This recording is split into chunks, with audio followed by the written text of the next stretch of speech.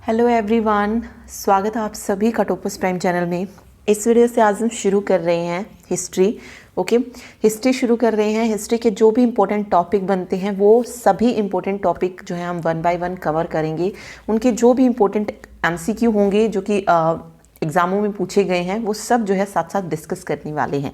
तो आज हम जो है प्रागैतिहासिक काल के बारे में पढ़ेंगे कि प्रागैतिहासिक काल को कितने उसमें बांटा गया, प्रागैतिहासिक काल होता क्या है, ये सारी चीज़ें इस वीडियो में डिस्कस होने वाली है। इसके साथ ही अगर आपको वीडियो पसंद आए तो प्लीज़ वीडियो को लाइक ज़रूर करें, चैनल को सब्सक्राइब करें और शेयर भी ज़रूर करें। तो चलिए शुरू करते हैं। देखिए, इतिहास को अगर आप देखें तो 3 भागों में बांटा गया है। प्रागैतिहासिक काल, ठीक है, आदि ऐतिहासिक काल और ऐतिहासिक काल। फिर प्रागैतिहासिक काल को फर्दर डिवाइड किया गया, आदि ऐतिहासिक काल को डिवाइड किया गया और फिर ऐतिहासिक काल को डिवाइड किया गया है।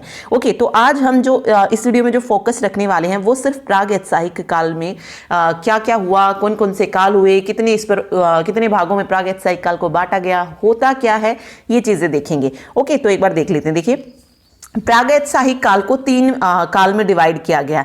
सबसे पहला जो काल था उसको बोला जाता है पुरा पाषाण काल। दूसरा काल है उसको बोलते हैं मध्य पाषाण काल और जो तीसरा काल है उसको बोला जाता है नव पाषाण काल। अब यहाँ पे जो इंपॉर्टेंट है वो है इनकी समय से क्वेश्चन जो है पूछ लिया जाता है कई बार। तो देखिए, पुरा पाषाण काल की अगर हम बात करें तो ये आपको हर एक बुक में अलग अलग मिल जाएगा। ठीक है, हर एक बुक में जो है आपको अलग अलग मिलेगा। जैसे इसमें दिया हुआ है कि पूरा पाषाण काल जो है वो अज्ञात काल से लेकर 8000 ईस्वी पूर्व तक का जो काल है उसको पूरा पाषाण काल बोला जाता है। कई बुक में आपको ये 10,000 ईसा पूर्व तक भी मिलेगा। तो 8000 और 10,000 दोनों याद रखिए। नियर में याद रखिए, 8000 भी आ सकता है, 10,000 भी आ सकता है। फिर उसके बाद 8000 ईसा से 4000 ईसा पूर्व तक का जो काल है उसको मध्य पाषाण काल के नाम से जानते हैं।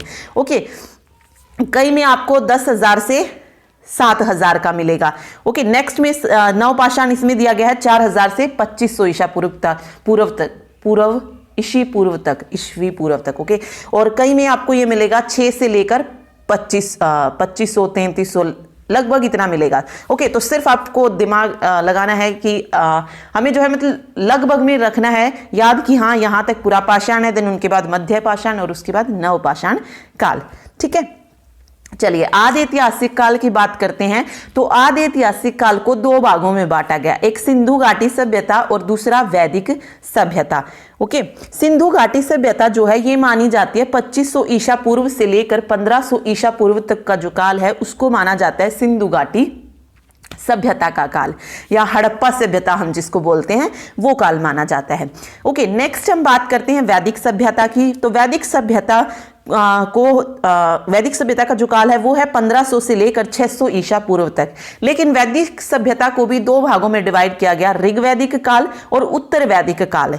1500 से 1000 ईस्वी पूर्व तक का जो काल है उसको ऋग्वैदिक काल बोला जाता है और 1000 से लेकर 600 ईसा पूर्व तक का जो काल है उसको उत्तर वैदिक काल बोला जाता है। ये समय बहुत इंपॉर्टेंट है क्योंकि DSSB के पेपर में समय से रिलेटेड क्वेश्चन जो थे पहले पूछे गए हैं, तो याद रखिए, इनको पूछे जा सकते हैं। ठीक, चलिए फिर हम बात करते हैं ऐतिहासिक काल। तो ऐतिहासिक काल हमें पता है प्राचीन भारत का इतिहास आता है, मध्यकाल का आता है और आधुनिक भारत का इतिहास आता है। प्राचीन भारत का जो इतिहास है ये 600 ईसा पूर्व से 712 ईस्वी तक माना गया है। याद रखिए, ये 600 ईसा पूर्व से 712 ईस्वी तक है अब।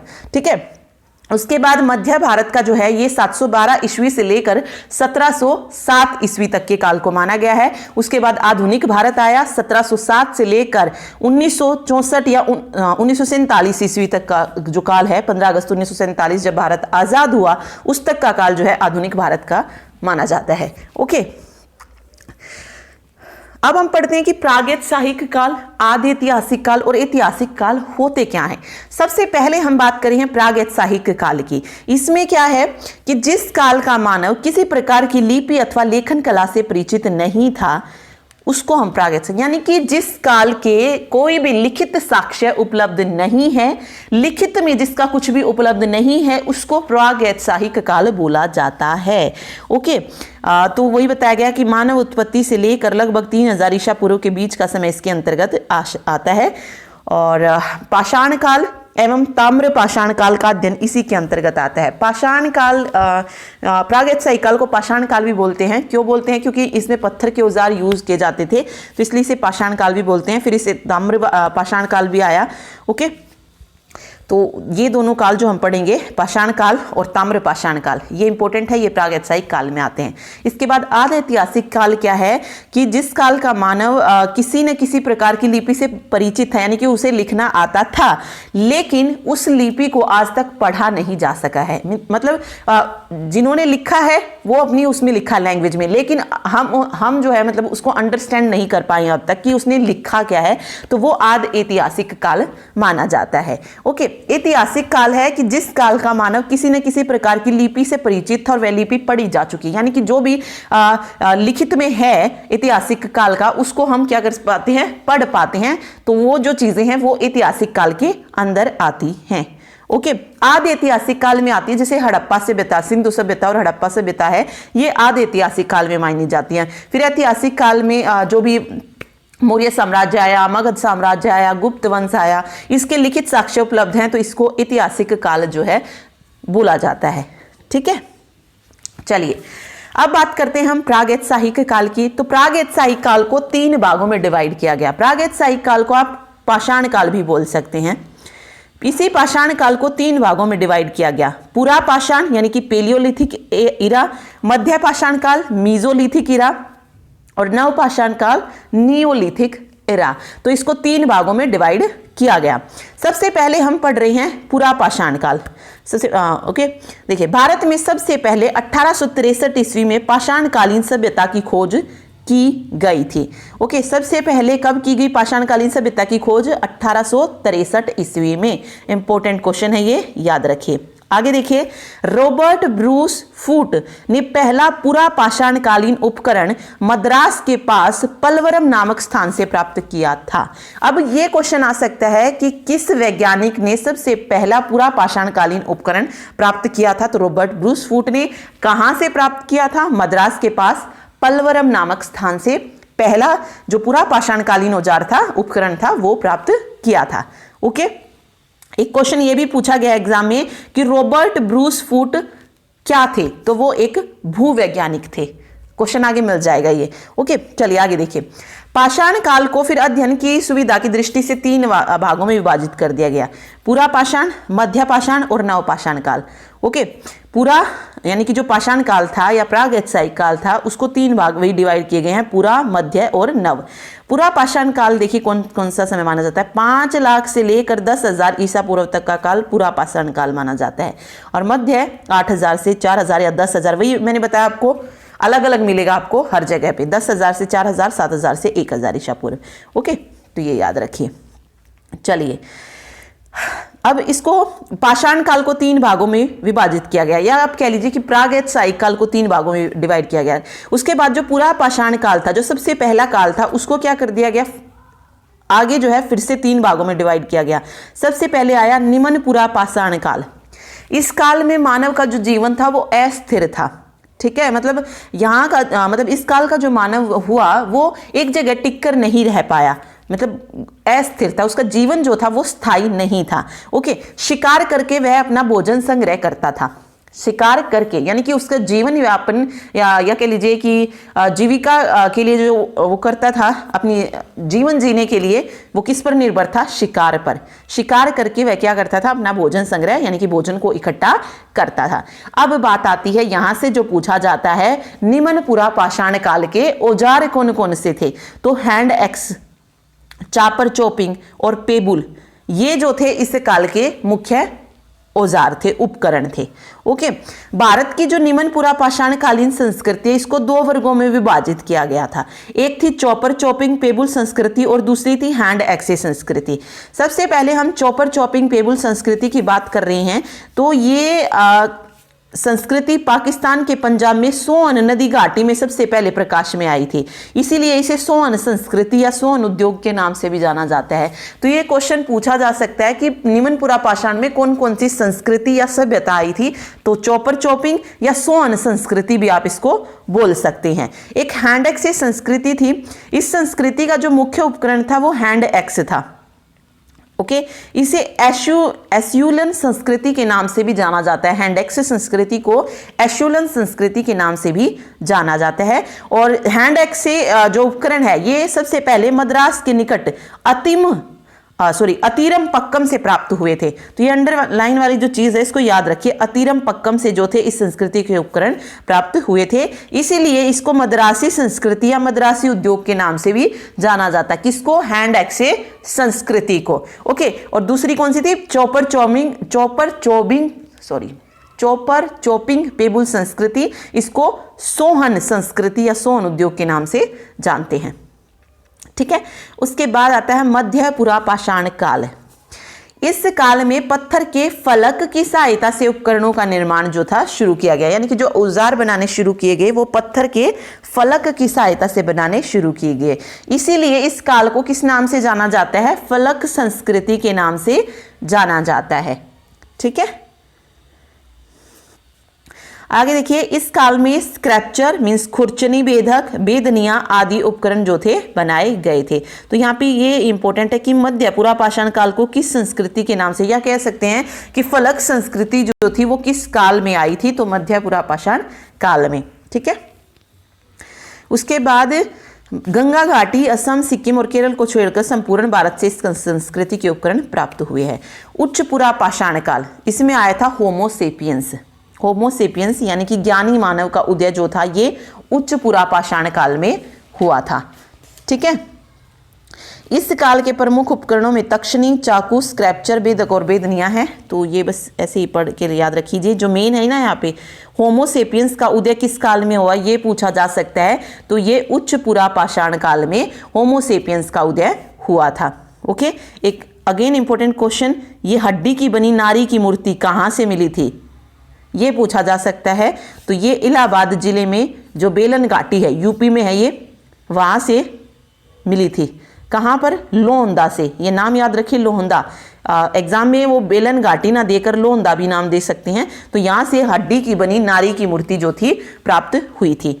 ओके, इसी काल का मानव पहली बार रहने के लिए गुफाओं का प्रयोग जो था करना प्रारंभ किया गया था। अब बात आती है कि गुफाएं कहाँ से मिली थी? तो गुफाएं भीमबेटका मध्य प्रदेश की पहाड़ियों से जो थी इस काल की गुफाएं प्राप्त हुई थी। किस काल की? पुरापाषाण काल की, उच्च पुरापाषाण काल की। ओके, जिनका प्रयोग किसके लिए किया जाता था? रहने के लिए जिसका प्रयोग किया जाता था।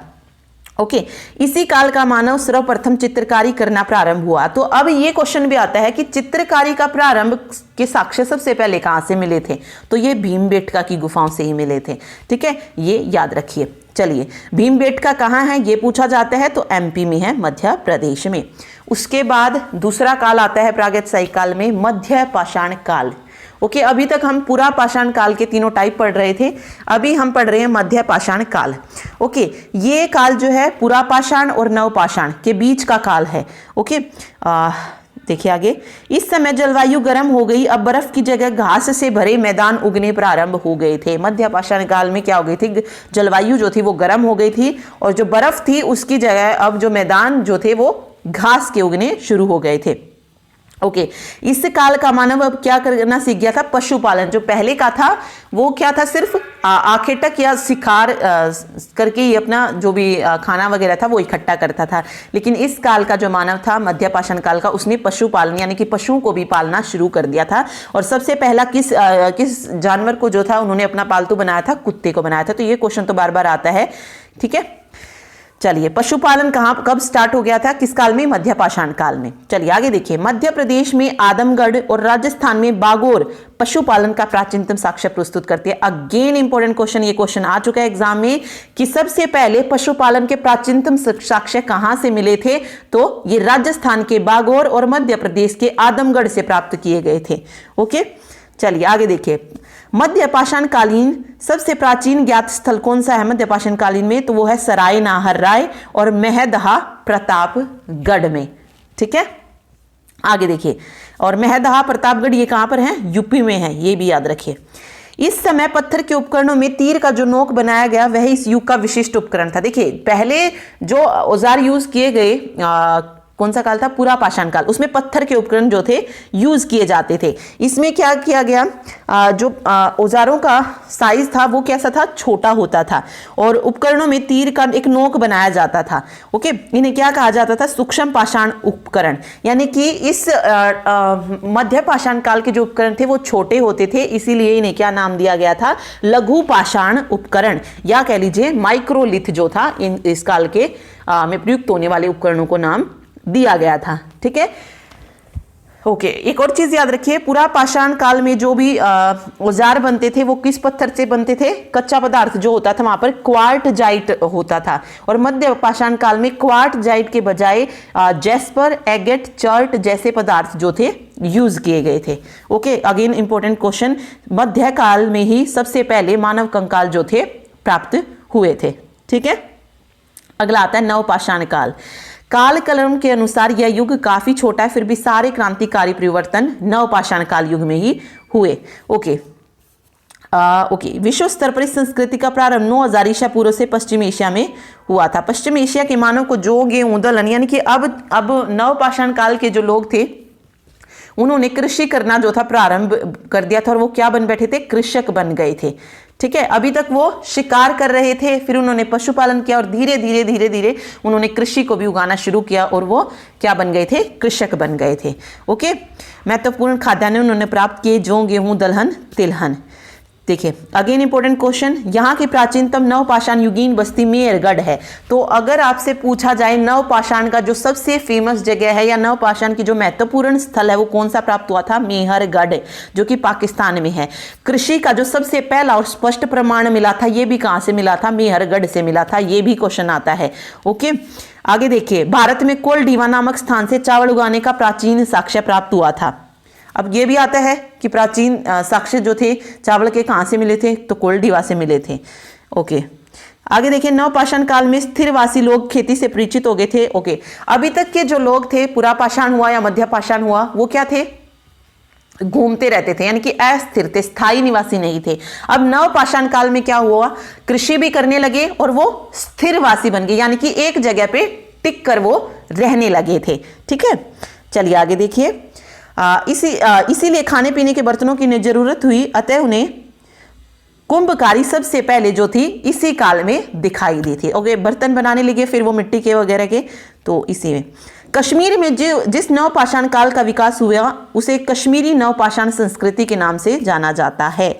ओके, एक बुर्जोहम जो संस्कृति है वो भी कहां पर है? कश्मीर में है। बुर्जोहम का मतलब क्या है? गड्ढे वाले मकान, मतलब गड्ढा खोद के जो है लोग रहते हैं और उसके ऊपर जो है छप्पर सा जो है डाल लेते हैं, तो उसको बुर्जोहम बोला जाता है। अब ये आता है कि मानव के साथ कुत्ते को दफनाने के प्रमाण या साक्ष्य कहां से मिले? तो ये भी बुर्जोहम से मिले थे। अगेन इंपॉर्टेंट क्वेश्चन है। ठीक है, चलिए कुछ महत्वपूर्ण तथ्य हैं। रॉबर्ट ब्रूस फूट, जिन्होंने पाषाणकालीन सभ्यता की खोज की, क्या थे? एक भूवैज्ञानिक थे। नेक्स्ट देखिए, मध्य प्रदेश में नर्मदा घाटी में स्थित हथनोरा से मानव खोपड़ी का जीवाश्म प्राप्त हुआ। अब क्वेश्चन आता है कि मानव खोपड़ी के सबसे प्राचीन जो साक्ष्य हैं वो कहां से प्राप्त हुए? तो ये नर्मदा घाटी से। ओके, कहाँ? नर्मदा घाटी में स्थित है हथनोरा, और ये भारत में सबसे प्राचीन है। तो मानव खोपड़ी यहां से मिली थी, याद रखिए। ओके, हड्डी की बनी नारी की मूर्ति, ये मैंने बताया था, बेलन घाटी यूपी में लोंदा जगह से मिली थी, और ये उच्च पुरा पाषाण काल से संबंधित है। पशुपालन का प्राचीनतम प्रमाण आदमगढ़ एमपी और बागोर राजस्थान से प्राप्त होता है।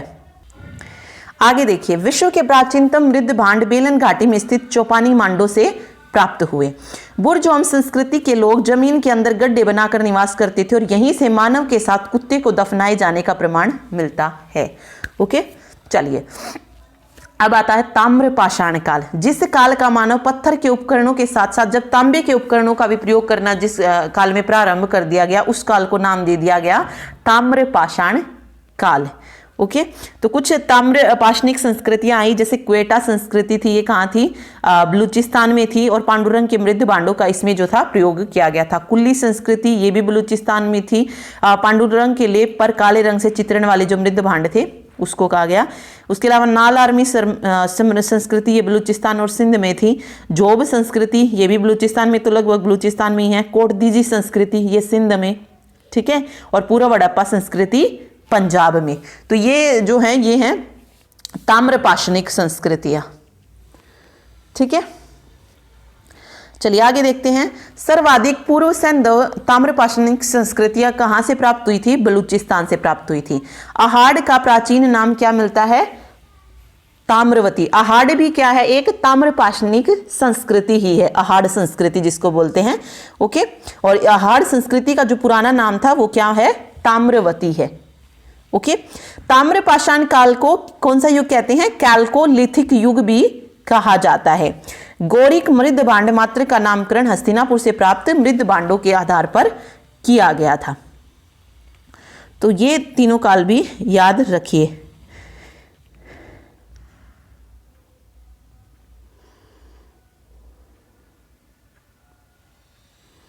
चलिए आगे एक बार और देख लीजिए सभी के महत्वपूर्ण स्थल। जैसे पूरा पाषाण काल के महत्वपूर्ण स्थल की अगर हम बात करें, अगर आपसे मानव खोपड़ी के साक्ष्य पूछा जाए तो ये हथनोरा मध्य प्रदेश और अतिरम पक्कम तमिलनाडु से प्राप्त हुए थे।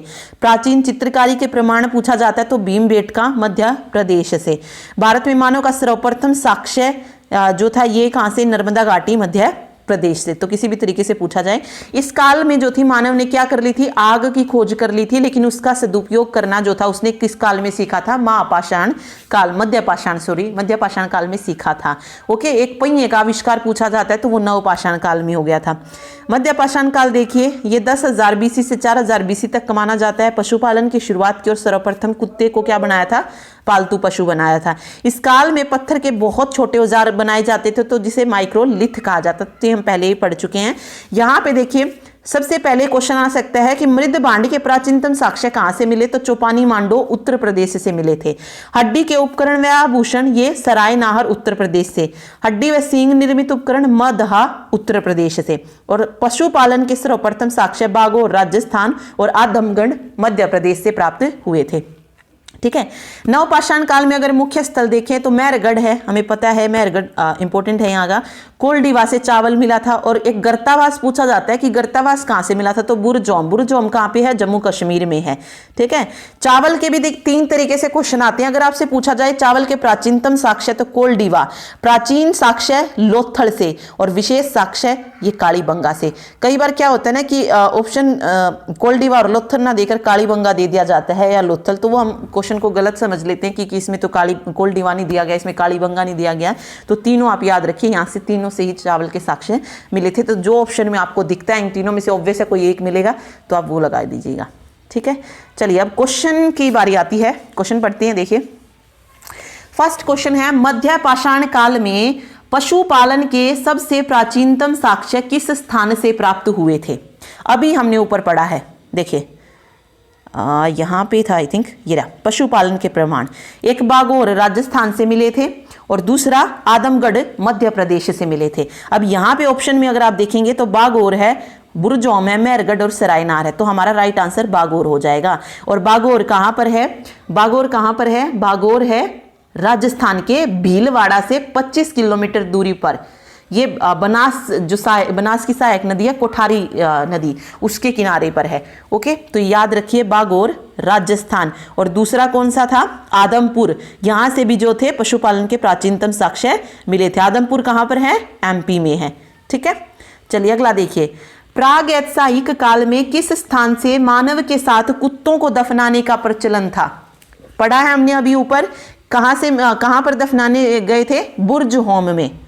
बुर्ज होम में जो थे मनुष्य के साथ कुत्ते, बकरी और अन्य जानवरों को भी दफनाया जाता था। सिर्फ कुत्ता ही नहीं, अगर पूछा जाए कि मानव के साथ जानवरों को दफनाया कहाँ जाता था तो बुर्ज होम में। ठीक है, बुर्ज होम को एक और नाम है प्लेस ऑफ विर्च कहा जाता है।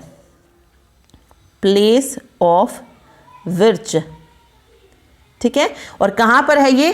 कश्मीर में शालीमार बाग में है ये बुर्ज होम। ठीक है, चलिए आगे देखिए। निम्नलिखित में से कौन सा सुमेलित नहीं है, जो इनमें से सही नहीं है? सबसे पहले है चिरांद, छपरा, बिहार। तो बिल्कुल सही है। चिरांद जो है ये कहां पर है? छपरा बिहार में है। मेहरगढ़ बलूचिस्तान में है, बिल्कुल सही है, मेहरगढ़ बलूचिस्तान में ही है। उसके बाद निवासा संगनकल्लू है। देखिए संगनकल्लू बिलारी कर्नाटक में, ये भी बिल्कुल सही है। निवासा गुजरात, ये गलत है। क्यों गलत है? क्योंकि निवासा एक पुरा स्थल है जो कि महाराष्ट्र के अहमदनगर जिले में है। ठीक है। और नेवासा जो स्थल है इसको खोजने का श्रेय एम.एन. देशपांडे को जो है जाता है। नेवासा की अगर हम बात करें तो ये पूर्व पुरापाषाण काल का महत्वपूर्ण स्थल है, याद रखिए नेवासा पूर्व पुरापाषाण काल का, अहमदनगर महाराष्ट्र में है नेवासा, याद रखिए। एम.एन. देशपांडे ने जो थी इसकी मतलब उत्खनन कार्य का जो भी था, खोजने का जो कार्य था वो एम.एन. देशपांडे ने किया था। चलिए अगला देखिए, नवपाषाण में किस स्थल से हड्डी के उपकरण मिले हैं। अब देखिए याद रखिए नवपाषाण में पूछा है हड्डी के उपकरण कहां से मिले। देखिए अगर हम बात करें नवपाषाण में हड्डी के उपकरण, तो नवपाषाण काल में हड्डी के उपकरण मिले थे चिरांद से। कहां से? चिरांद से।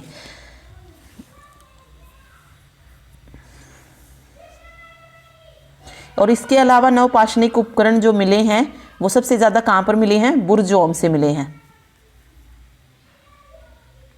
बुरजोम और उसके बाद चिरांद से मिले हैं नवपाषाणिक उपकरण के। ठीक है, चलिए अगला देखिए, रॉबर्ट ब्रूस फूट, हमने पढ़ा था ये, जिन्होंने भारत में प्रथम पूर्व पाषाणिक उपकरण की खोज की, मूलतः कौन थे? रॉबर्ट ब्रूस फूट, जिसने पूर्व पाषाणिक उपकरण की खोज की थी वो थे एक भू वैज्ञानिक। ठीक है, और इन्हें जो है भारत के प्रागैतिहासिक अध्ययन का संस्थापक भी माना जाता है। अब क्वेश्चन आ सकता है भारत के प्रागैतिहासिक अध्ययन का संस्थापक किसे माना जाता है? तो रॉबर्ट ब्रूस फूट को इसका माना जाता है। ठीक है, संस्थापक। चलिए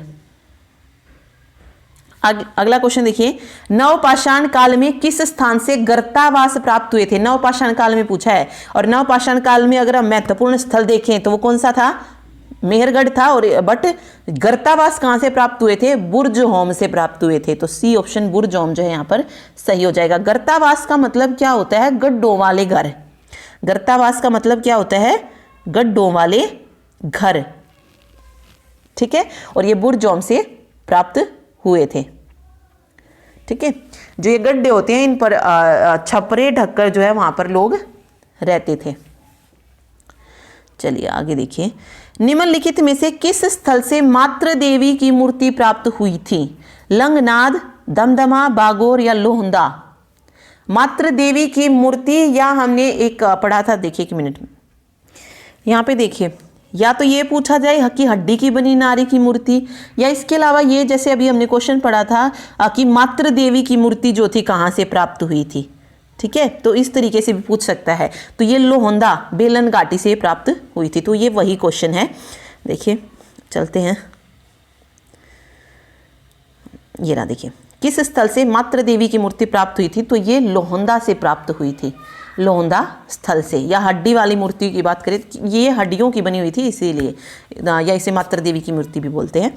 आगे है, प्रागैतिहासिक काल का कौन सा स्थल था जो ताम्रवती नाम से प्रसिद्ध था? ताम्रवती बताया था मैंने आपको, जो आहड़ संस्कृति थी या आहड़ सभ्यता थी उसको ताम्रवती सभ्यता भी जो था कहा जाता था। तो आहड़ जो है यहाँ पर सही हो जाएगा। ताम्रवती क्यों कहते थे? क्योंकि यहाँ पे तांबे और पाषाण के उपकरण जो थे इस सभ्यता से मिले थे। ठीक है, और आहड़ कहाँ पर है? ये उदयपुर में है, राजस्थान में, आहड़ नदी के किनारे पर, याद रखिए। चलिए अगला देखिए, भीमबेटका गुफाओं की खोज किसने की थी? भीमबेटका गुफाओं की खोज, भीमबेटका गुफाएं हैं कहाँ पे? पहले तो ये बताएं, याद रखिए एमपी में है। फिर आपसे पूछा जाता है कि चित्रकारी के जो साक्ष्य थे, मतलब चित्रकारी के जो भी प्रमाण थे वो सबसे पहले कहाँ मिले थे? तो भीमबेटका गुफाओं से मिले थे। और इस भीमबेटका गुफाओं की जो खोज करने का श्रेय है वो दिया जाता है वी.एस. वाकणकर को। वी.एस. वाकणकर को जो है इसका श्रेय जो है दिया जाता है। ठीक है, याद रखिए। और भीमबेटका जो क्षेत्र है इसको भारतीय पुरातत्व सर्वेक्षण ने 1990 में राष्ट्रीय महत्व का स्थल भी घोषित किया है। किसको? भीमबेटका को। फिर एक भारतीय पुरातत्व सर्वेक्षण आया, तो ये क्वेश्चन भी आ सकता है कि पुरातात्विक सर्वेक्षण की स्थापना जो थी कब की गई थी? तो 1862 में पुरातात्विक सर्वेक्षण की स्थापना की थी। ओके, 2003 में भीमबेटका को क्या कर दिया गया है? यूनेस्को ने विश्व धरोहर स्थल भी जो है घोषित किया है। तो भीमबेटका की गुफाएं क्या है? विश्व धरोहर हैं। यूनेस्को ने मतलब इसे विश्व धरोहर स्थल भी घोषित किया है। ओके, चलिए अगला देखिए, पुरापाषाण काल के उपकरण किस स्थान से प्राप्त हुए हैं? पुरापाषाण के, तो राइट आंसर क्या हो जाएगा, पुरा पाषाण काल के उपकरण की बात हो रही है, यहाँ पे औजारों की बात हो रही है, तो ये भीमबेटका से प्राप्त हुए हैं। कोल्डिवा से क्या प्राप्त हुआ था, जो भी चावल वगैरह के मिले थे वो चीज़ें थी। और मेहरगढ़ की अगर हम बात करें तो ये नवपाषाण काल में यहाँ से उपकरण मिले थे, लेकिन यहाँ पर बात की गई है पुरापाषाण काल की, तो पुरापाषाण काल में भीमबेटका। आदमगढ़ जो है ये मध्य पाषाण काल का है। ओके, तो इसीलिए यहाँ पर भीमबेटका सही हो जाएगा। ओके, नेक्स्ट क्वेश्चन देखिए, भारत में चावल के प्राचीनतम साक्ष्य कहाँ से प्राप्त हुए। चावल के यहाँ पे पूछा गया प्राचीनतम साक्ष्य, तो ये कोल्डिवा से प्राप्त हुए थे। एक मिनट, कोल्डिवा जो है यहाँ पर सही हो जाएगा, ऑप्शन सी। मनुष्य ने सबसे पहले किस धातु को औजार बनाने में प्रयुक्त किया। किस धातु को पूछा है, तो सबसे पहले किस धातु को औजार बनाने के लिए यूज किया था। देखिए पहले जो औजार बनते थे वो पत्थर के थे, उसके बाद तांबे का जो था यूज किया था। ठीक है, अगला है, एक ही कब्र से 3 मानव कंकाल कहाँ से निकले, किस जगह से। तो एक ही कब्र से 3 मानव कंकाल ये निकले थे दमदमा से। ठीक है, ये दमदमा जो है ये मध्य पाषाणिक पुरास्थल है, जो कि उत्तर प्रदेश के प्रतापगढ़ में है। ठीक, यहां से जो है टोटल 41 मानव शवदान मिले थे, जिनमें से 35 कब्रों में तो एक एक शव था, 5 कब्रों में 2-2 थे, और एक कब्र ऐसी थी जिसमें 3 मानव कंकाल जो थे एक साथ प्राप्त हुए थे। तो ये दमदमा जो है यहाँ पर सही हो जाएगा। अगला है, मानव द्वारा सर्वप्रथम प्रयुक्त अनाज था चावल, गेहूं, बाजरा या जौ।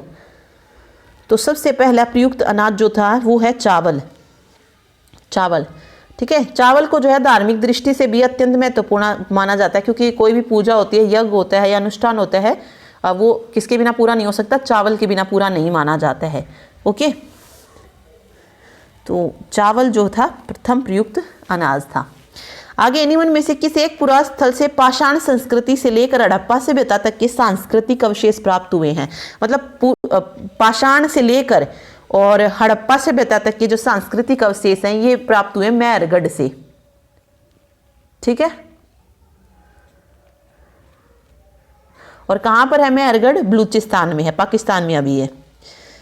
अगला देखिए, कथन वाला क्वेश्चन है, मेहरगढ़ से प्राप्त कब्रों में मृतकों के साथ कुछ सामान भी रखा जाता था। मेहरगढ़ के लोगों को पारलौकिक जीवन में विश्वास था। तो ये बताना है कि दोनों सही है या स्पष्टीकरण है, जो भी है, इसमें कुछ ऑप्शन दिए गए। तो देखिए जो फर्स्ट पॉइंट है कि मेहरगढ़ से प्राप्त कब्रों में मृतकों के साथ कुछ सामान रखा जाता था, बिल्कुल सही है। और पारलौकिक जीवन में विश्वास करते थे, दोनों ही बिल्कुल सही हैं। ए और आर दोनों सही हैं, और जो आर है वो ए का क्या है, स्पष्टीकरण है। तो फर्स्ट ऑप्शन सही हो जाएगा। ठीक है, कि मेहरगढ़ के लोगों को पारलौकिक जीवन में क्या था, विश्वास था, इसी कारण जो थे उनकी जो कब्र होती थी उसमें कुछ सामान जो था रखा जाता था। ठीक, अगला देखिए, मिलान करना है, मेहरगढ़ है, कोल्डिवा है, चिरांद है, तो ये बताने की कहाँ पर ये जगह है। तो मेहरगढ़ कहाँ पर है, पाकिस्तान में है। ठीक है, अगला जो है वो है कोल्डिवा। कोल्डिवा कहाँ पर है, कोल्डिवा की अगर हम बात करें तो कोल्डिवा उत्तर प्रदेश में है। ठीक है, जहाँ से प्राचीनतम साक्ष्य मिले चावल के। चिरांद ये बिहार में है, और बुर्जहोम और गुफकराल ये कश्मीर में है। ठीक है, याद रखिए, गुफकराल जो है ये आधुनिक कश्मीर में स्थित है। और यहाँ से जो थे किसके साक्ष्य प्राप्त हुए थे, तो गुफकराल से गेहूं और दलहन के जो साक्ष्य थे वो यहीं से मिले थे। मेहरगढ़ पाकिस्तान के बलूचिस्तान में है। और मेहरगढ़ से किसके अवशेष मिले थे, गेहूं और जौ के। गेहूं और जौ के अगर अवशेष पूछा जाए तो कहाँ से मिले थे, मेहरगढ़ से मिले थे। कोल्डिवा की अगर बात करी जाए तो ये उत्तर प्रदेश के इलाहाबाद जिले में है। और यहाँ से कोल्डिवा से चावल और जानवरों की हड्डियों के टुकड़े प्राप्त हुए थे। चावल तो हम पहले ही पढ़ चुके हैं। चिरांद की बात की जाए तो चिरांद जो है ये बिहार राज्य में है, और बिहार इस वहाँ से जो है गेहूँ, हरे चने, जौ, भैंस और बैल के अवशेष जो थे ये चिरांद बिहार से मिले थे। ठीक है, जौ, भैंस और बैल के पूछा जाए तो चिरांद से। चलिए अगला देखिए, इनाम गांव निम्नलिखित में से किस नदी के किनारे स्थित है। इनाम गांव, इनाम गांव की अगर हम बात करें तो ये पुणे में है। पुणे महाराष्ट्र में भीमा की सहायक नदी है घोड़। ठीक है, उसके किनारे पर है। तो भीमा नदी की सहायक नदी है घोड़, तो यहाँ पर घोड़ जो है सही हो जाएगा। इनाम गांव में क्या है, जो वयस्क लोग हैं उनको सीधा लिटाकर जो है दफनाया जाता है, जिनका सिर जो होता है वो उत्तर की तरफ रखा जाता है। ओके। और इनाम गांव में क्या किया जाता है, कई बार जो है उन्हें घर के अंदर ही दफना दिया जाता है। तो इस तरीके से करके क्वेश्चन पूछ सकते हैं इनाम गांव से रिलेटेड। चलिए अगला देखिए, एक ही कब्र से 3 मानव कंकाल निकले हैं, कहाँ से? सराय नाहर राय से, लंगनाज से, मदहा से या दमदमा से। तो ये हमने ऊपर पढ़ ही लिया है कि कहाँ से प्राप्त हुए थे एक ही कब्र से 3 मानव कंकाल। तो ये था, क्या बोलते हैं इसको, दमदमा। ठीक है, कहाँ से प्राप्त हुए थे? दमदमा से। तो डी ऑप्शन करेक्ट हो जाएगा। उस स्थल का नाम बताइए जहाँ से प्राचीनतम स्थायी जीवन के प्रमाण मिले हैं। स्थायी जीवन के प्रमाण, स्थायी, तो ये मेहरगढ़ से मिले हैं। ठीक है। अगला है, नवदा टोली किस राज्य में स्थित है? नवदा टोली, तो राइट आंसर हो जाएगा नवदा टोली जो है ये मध्य प्रदेश में स्थित है। खाद्यान्नों की कृषि सर्वप्रथम जो थी कब प्रारंभ हुई थी? तो खाद्यान्नों की जो थी कृषि ये नवपाषाण काल में शुरू हुई थी। ठीक। भारतीय उपमहाद्वीप में कृषि के प्राचीनतम साक्ष्य कहाँ से प्राप्त हुए? कृषि के, तो कृषि के मेहरगढ़ से प्राप्त हुए थे। गरत आवास के साक्ष्य, तो ये बुर्ज होम से, तो 6th का बी हो जाएगा। भीमबेटका किसके लिए प्रसिद्ध है? भीमबेटका ये शैल चित्र के लिए, तो राइट आंसर जो होगा वो हो जाएगा शैल चित्र, गुफाओं के शैल चित्र। भारतीय पुरातत्व का जनक किसे कहा जाता है? तो अलेक्जेंडर कनिंघम को जो है भारतीय पुरातत्व का जनक बोला जाता है। निम्न में से कौन सा स्थल प्रागैतिहासिक चित्रकला के लिए प्रसिद्ध है? तो राइट आंसर अगेन भीमबेटका हो जाएगा। किस स्थान पर मानव के साथ कुत्ते को दफनाए जाने के साक्ष्य मिले? तो ये मिले थे बुर्ज होम से। ठीक है। मध्य पाषाणिक प्रसंग में पशुपालन के प्रमाण जहां मिले वह कौन सा है? याद रखिए पशुपालन पूछा है। तो एक बार जो हमने पशुपालन का पढ़ा था, तो वो हमने कौन सा पढ़ा था? राजस्थान का बागोर समथिंग नाम था उसका, क्या था? बागोर, यस। और दूसरा हमने क्या पढ़ा था? एमपी का आदमगढ़ है। ठीक है। तो राइट आंसर यहाँ पे अब की बार आदमगढ़ हो जाएगा, क्योंकि यहाँ पर बागोर नहीं दिया गया है। तो पशुपालन के प्रमाण यहां से मिले थे। उत्खनित प्रमाणों के अनुसार पशुपालन का प्रारंभ कब हुआ था? पशुपालन का, तो मध्य पाषाण काल में हुआ था। ठीक है। पशुपालन की शुरुआत उसी में हुई थी ना, पूर्व पाषाण में तो हुई ही नहीं। तो शुरुआत पशुपालन की मध्य पाषाण काल में हुई थी। निम्न कालों को सही क्रम में लिखो। नव पाषाण, पुरा पाषाण, मध्य पाषाण, ताम्र पाषाण, इनको। ओके, देखिए सबसे लास्ट में जो जाएगा वो कौन सा होगा? नव पाषाण काल होगा। ठीक है। तो देखिए इस तरीके से ऑप्शन कौन सा सही बन रहा है? नहीं, नव पाषाण नहीं, ताम्र पाषाण। वेट एक मिनट। ओके, नव नहीं, नव के बाद ताम्र भी आएगा। तो देखिए सबसे पहले पुरा पाषाण काल आता है, फिर मध्य पाषाण आता है, फिर नव पाषाण और फिर ताम्र पाषाण। तो 2, 3, 1, 4 जो है इसका सही सीक्वेंस बन जाएगा, बी ऑप्शन। पाषाण काल किसे कहते हैं? मनुष्य की सभ्यता के प्रारंभिक काल को पाषाण काल कहा गया, या पत्थर के औजारों का यूज किया गया, या पत्थरों पर निवास। देखिए पाषाण काल क्यों किया गया? क्योंकि उस काल के व्यक्ति जो थे किसका यूज करते थे? पत्थर के औजारों का यूज करते थे, इसीलिए उसको पाषाण काल, या एक और काल इसको बोलते हैं प्रस्तर काल। ठीक है। या पत्थर के औजार बोल लो या प्रस्तर औजार बोल लो, पत्थर वही होता है, प्रस्तर बोलते हैं। ठीक। अगला देखिए, इनको मैच करना है। देखिए किसमें सबसे पहले जैसे पुरा पाषाण था, पुरा पाषाण में क्या थे? आखेटक और खाद्य संग्राहक। कैसे? खाद्य संग्राहक थे। वेट,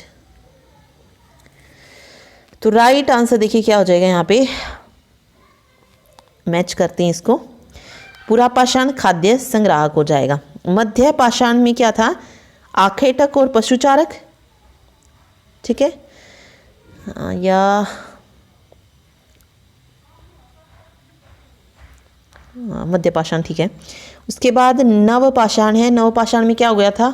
पौधे उगाना और पशुओं को पालतू बनाना। और ताम्र पाषाण किसान हो गया, क्योंकि वो तांबे के जो वो थे वो भी यूज़ किए जाने लगे थे औजार। तो डी हो जाएगा। तो ओके, सी ऑप्शन जो है यहाँ पे करेक्ट हो जाएगा।